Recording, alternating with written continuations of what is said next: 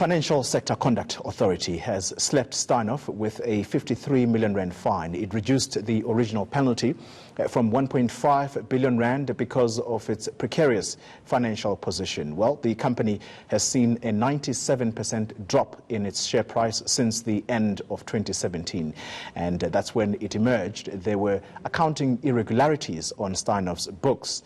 Well, former CEO Marcus Jooste and several other senior executives have been implicated in its collapse. Joining us now is the FSCA Divisional Executive for Investigations and Enforcement, Brandon Topham. Mr. Topham, thank you very much for your time. So 1.5 billion reduced to 53 million rand, all because of the precarious position of the company. Some people would say no. Well, we haven't reduced it, we've remitted it. It's a small difference in the Act. So the fine is 1.5 billion. But the Act allows us a bit of leniency to look at the various factors which affect the company in concern.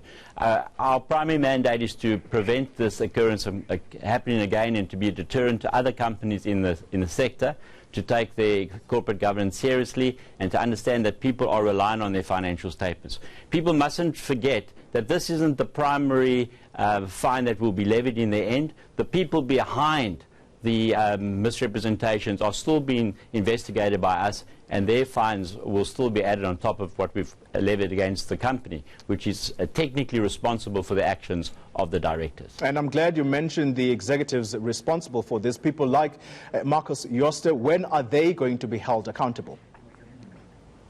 Well, we're investigating a number of persons, all of the people that have been named in public, as well as other people. The matter will probably be finalised in the next 8 to 12 months on the Section 81 misrepresentation of the financial statements. And then we have other matters about insider trading, which we're hoping to wrap up in the next 2 months. There's also been talk that Mr. Jooste could possibly be struck off, if that's a correct term to use, as an accountant. How far, or are you involved at all in this particular matter? No, we're not. That would be the South African Institute of Chartered Accountants. We just regulate the financial sector, looking after financial customers and also watching the integrity of the financial markets.